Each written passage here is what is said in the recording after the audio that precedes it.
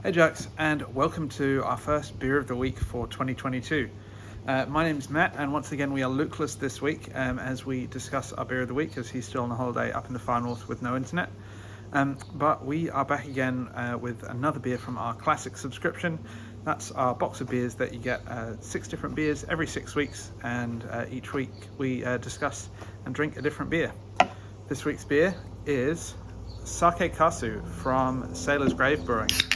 Now, Sailor's Grave are a really cool brewery down in the far southeast of Australia in Gippsland. They're located right near the coast there, and they specialise in using local ingredients and foraged, locally sourced foraged ingredients. And this is a sour ale fermented on 100% sake lees, so there's no kind of usual brewing yeast in here. Sake lees are the leftovers from making sake, the Japanese rice wine, and this is brewed with nashi pear and Shincha tea. So, cheers, Jax.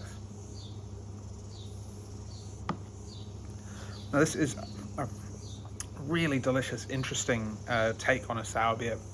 It's got a really nice kind of punchy tartness to it that hits you right up. It kind of covers the whole palate there. You get that kind of interesting pear note from the nashi pears, which are a kind of sweeter version of the kind of classic pear. It's got a kind of a bit more of a complex flavor profile there. It's got some really nice kind of sweetness coming through from that. The Shincha tea is another Japanese ingredient. It's a kind of slightly less astringent, sweeter Japanese green tea, and you really get that kind of that herbal note coming across from that as well. But that's all really offset by the umami character that you get from the sake lees there. It's got this really nice savoury kind of Moorish note to it that makes me want to go back for another sip.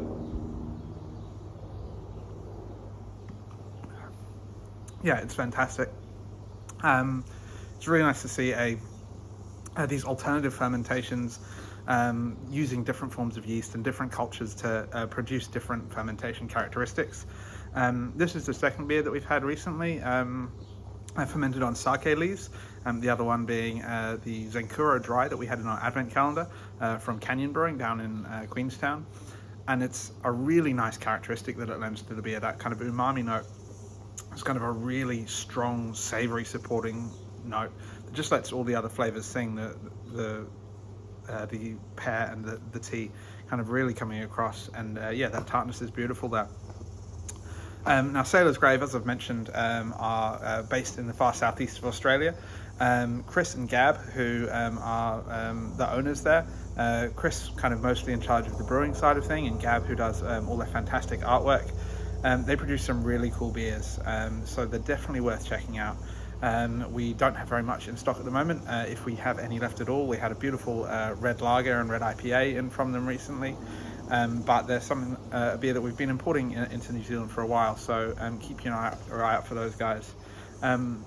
Once again, this is a slightly abbreviated version of our beer of the week video because I'm on a holiday, Luke's not here, and normally he has more to talk about than I do. So I hope you're having a great 2022 so far, and we will see you back with normal service resuming for next week's beer of the week. Cheers, Jax.